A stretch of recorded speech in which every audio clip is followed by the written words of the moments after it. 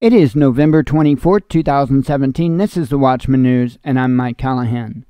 I've got a crazy story, and I'm kind of at a loss. If you've ever had a child in school, you know about the no tolerance policies. No tolerance for violence, no tolerance for bullying, no tolerance for everything under the sun, right? But often, I have seen these policies actually used to victimize the victim. If you've ever had a child in school that's defended themselves against a bully or somebody that was trying to cause them harm, then you probably know exactly what I'm talking about, because it's typically the child defending themselves that gets punished, and the one that's victimizing the child, nothing happens to more times than not, and it's sad. We have a case of a lady that has a child in an elementary school. The child came home, reported being bullying. The parent tried to do the right thing, tried to let the school know about it, tried to get to the bottom of it, but the school wouldn't even respond to her.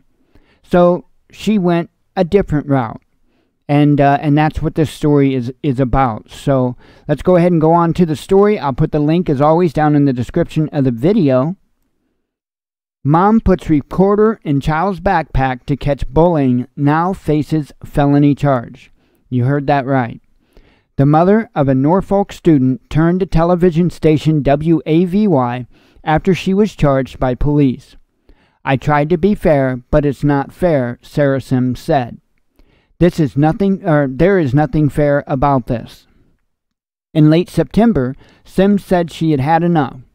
She said her 9-year-old daughter was getting bullied at Ocean View Elementary. She said repeated calls and emails to the school went unreturned.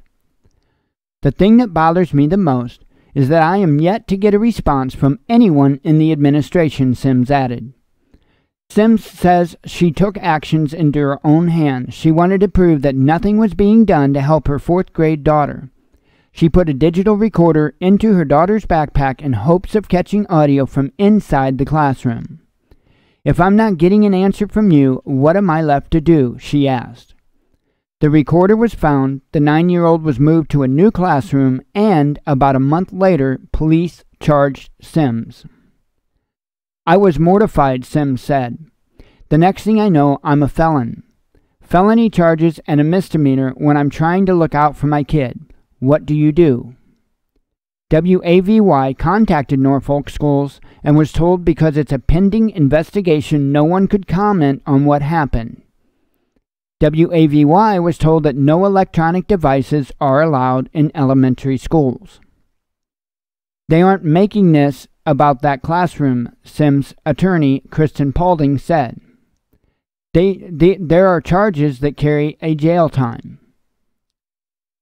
Sims was charged with felony use of device to intercept oral communication and a misdemeanor for contributing to the delinquency of a minor. The felony charge could carry 5 years in prison. See, I don't even understand either one of these charges. I really don't. I don't get it. I do know that some states do have laws about how many individuals involved, for instance, in a conversation have to know that a phone call is being recorded.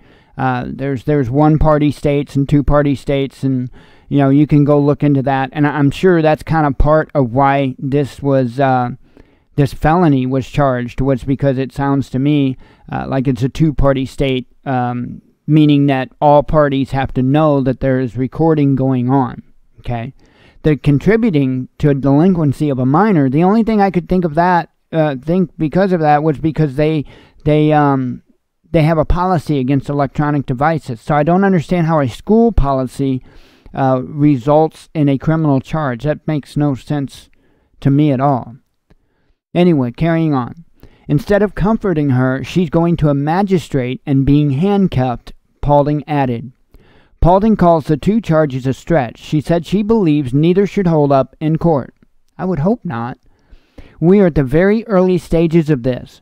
But even at the early stages, I think the community needs to know that this is happening because any parent out there that is sending their child to school now could be at risk for something that happened to Sarah," Paulding said.